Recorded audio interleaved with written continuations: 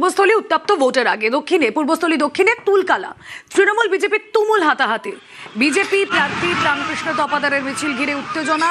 সমুদ্রগড়ে তৃণমূলের পার্টি অফিসের সামনে দুই দলের কর্মীদের বচসা, মারামারি, আর ঠিক এভাবেই রাস্তায় ফেলে মার।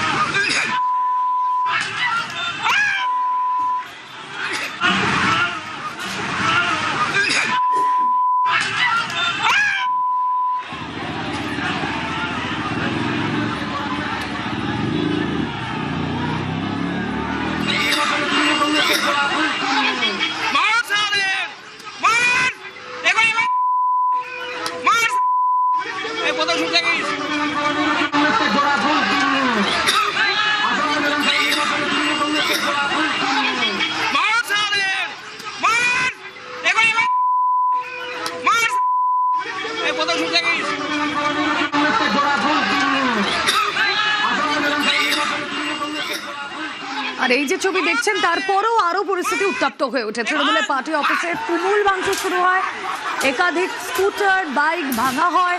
পরিস্থিতি সামাল দিতে কেন্দ্রীয় বাহিনী নামে পুলিশও।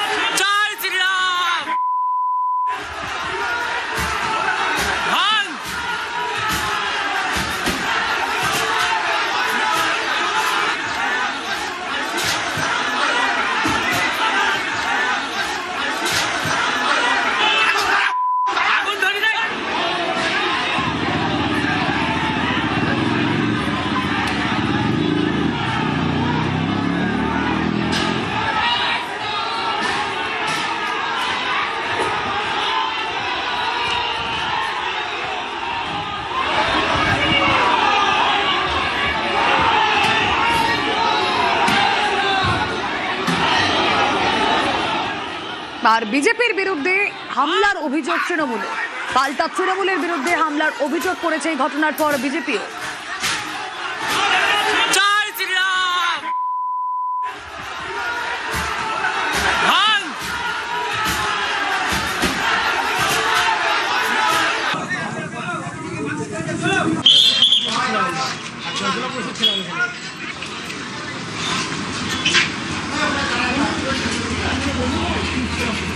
মিছিল বেরিয়েছিল, প্রার্থী মিছিল বেরিয়ে যাওয়ার সময় আমাদের পার্টি অফিসে আমাদের নির্বাচনী কার্যকলাপ চলছিল। কোনো কথাবার্তা ছাড়াই অতর্কিতে ওরা এসে প্রায় 1 থেকে 1,500 লোক, ওরা আমাদের ওই 15-20 জনের উপরে ইট, লাঠি, রড নিয়ে আক্রমণ, অতর্কিতে ইট বৃষ্টি, পার্টি অফিস পুরো ভেঙে তছনছ করে দিয়েছে। ইট দিয়ে মেরে, লোহার রড দিয়ে মেরে দুজনকে হসপিটালে, মানে এমন ফ্র্যাকচার হয়েছে তাদের মাথায়, তাদের হসপিটালে নিয়ে আসতে হয়েছে আমাদের।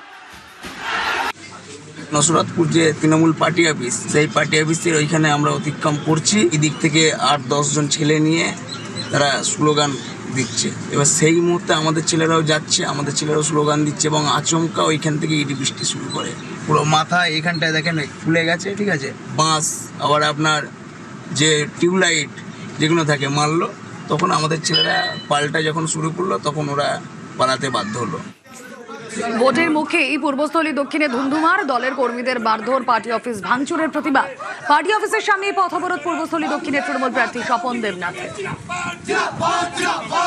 মিছিল ছিল, আমাদের কর্মীরা পার্টি অফিসে বেরিয়ে দলের প্রচার করছে। সেই মিছিল থেকে জলের বোতল, ইট পাটকেল ছুঁড়েছে। শুধু তাই নয়, পার্টি অফিসের ভেতরে রক্ত দাগ পড়ে আছে কিনা, রক্ত পড়ে আছে কিনা জানুন না।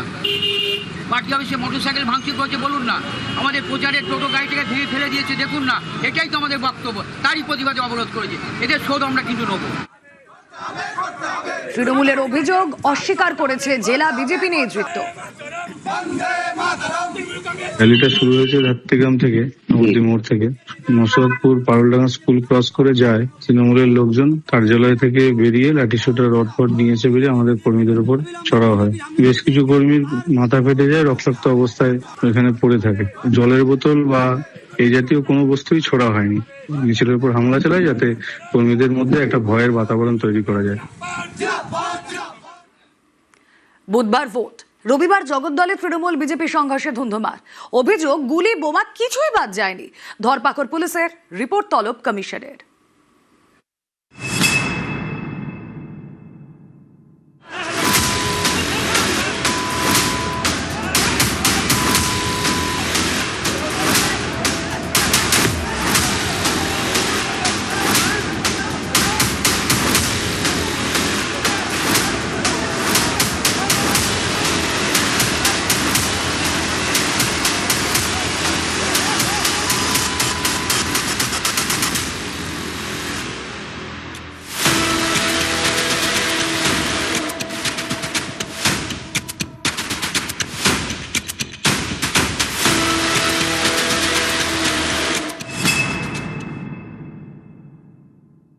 প্রধানমন্ত্রী সভাটা বানচাল করা একটা প্রথম উদ্দেশ্য ছিল। দ্বিতীয় ছিল ডক্টর রাজেশ কুমারকে মারার প্ল্যান ছিল, আর পবন সিংকে মারার প্ল্যান ছিল। যেখানে আমার ছেলে থাকে গাড়ি ছিল, ওখান থেকে 4-5 জন নেমেছে আর ফায়ারিং আর বম্বিং শুরু হয়েছে। পার্থ ভৌমিক আর সোমনাথ শ্যামের ইনস্ট্রাকশনে এইসব ঘটনা ঘটেছে। আমার উপরে অ্যাটেক হবে, আমি ফুলচন্দন নিয়ে পুজো করা, তো আমি ভাই লোক না।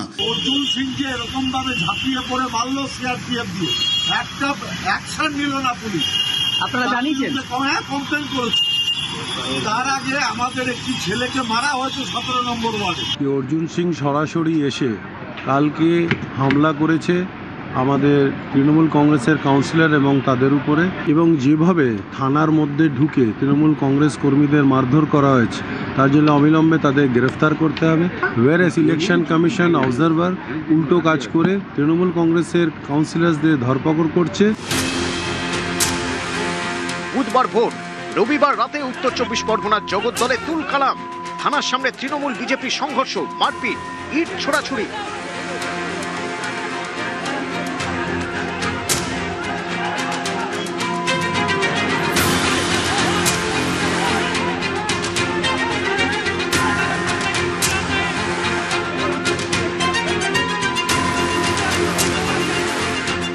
এলাকায় বেশ কয়েকজন দুষ্কৃতী ঘুরে বেড়াচ্ছে।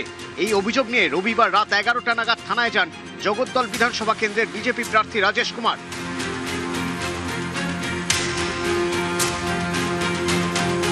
বিজেপি প্রার্থী জগদ্দল থানায় ঢুকতেই থানার বাইরে জড়ো হতে শুরু করেন তৃণমূল কর্মীরা।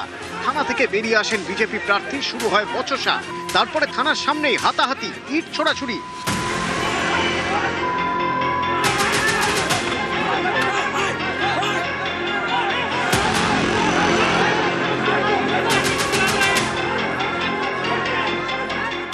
পরিস্থিতি নিয়ন্ত্রণে আসরে নামে পুলিশ ও কেন্দ্রীয় বাহিনী।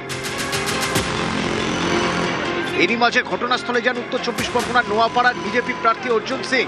এতে পারদ আরও চড়ে।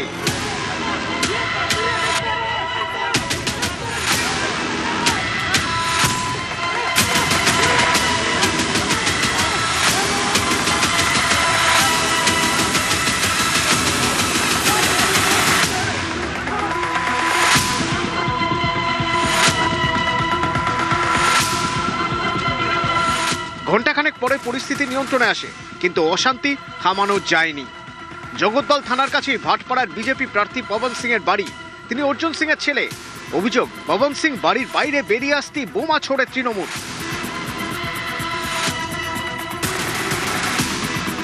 তৃণমূল কর্মীরা পবন সিংকে লক্ষ্য করে গুলি চালায় বলেও অভিযোগ। গুলি গিয়ে লাগে পবন সিং এর নিরাপত্তারক্ষীর বাঁ পায়ে। তিনি সিআইএসএফ এর এক জওয়ান।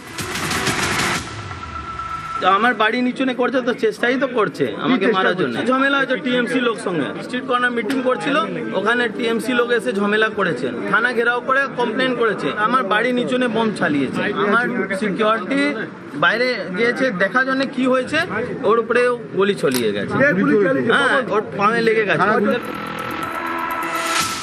জগদ্দলে অশান্তির ঘটনায় বেশ কয়েকজনকে গ্রেপ্তার করা হয়েছে। তাদের মধ্যে একজন ভাটপাড়া পুরসভার তৃণমূল কাউন্সিলর গোপাল রাউত। এর জবাব মানুষ দিবে, মানুষ এই যে হচ্ছে তার জবাব মানুষ দিবে। জগদ্দলের ঘটনায় রাজ্য পুলিশের ডিজির থেকে রিপোর্ট তলব করে নির্বাচন কমিশন।